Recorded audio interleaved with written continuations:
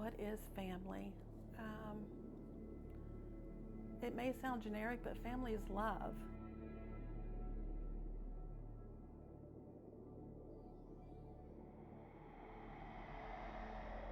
Well, we have 20 in our immediate family. And that's just myself, the kids, their spouses, and our grandkids. So there's 20. That's just immediate family. We've always had a large family, but through the years it's, of course, grown with the grandkids. There's 9 grandkids, 5 kids, 4 son-in-laws, and a son. So altogether, I think we're at 20. I may have to recount. When we got married, well, we committed not only to praying that divorce would end with us, but that we would form a family within ourselves. He had kids, I had kids. They were just our kids. They immediately became our kids. And then within a few years, we became Grammy and Grampy.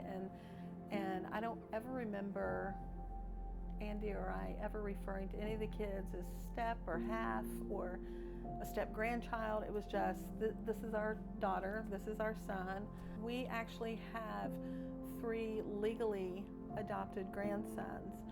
And I remember when that happened, 2 were adopted as brothers at the same time, and then Dax was adopted like a year later.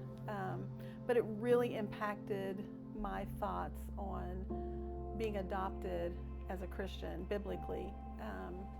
You hear it, but for me, it didn't completely sink into my heart and my mind until we had adopted these grandkids.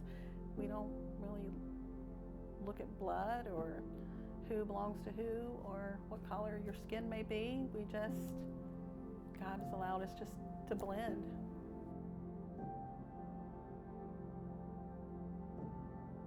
We also started realizing, I think when we got married, that love was more than just that emotion or that feeling, because feelings fade, feelings change. We started basing a lot of it on 1 Corinthians 13. And Andy actually would read that to me. Our anniversary is February 27th. To remember that love is patient, love is kind. It's not about me, it's about you and how can I serve you, how can I help you? And that really became ingrained. When you read it once a month, it becomes ingrained. And if you put your name in there, like, is Bev being kind? Is Bev being patient? Is Bev serving Andy or her children or somebody else?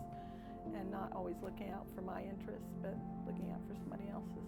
Remembering I mess up, I fail, I don't meet somebody else's expectations. I can open my mouth and insert my foot.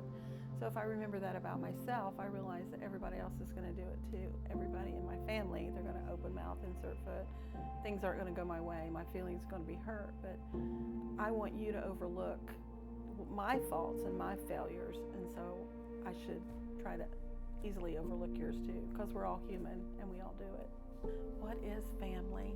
It's not blood. It is being there for each other. It's overlooking things or forgiving and forgiving quickly, not harboring your mistakes or you not harboring my mistakes.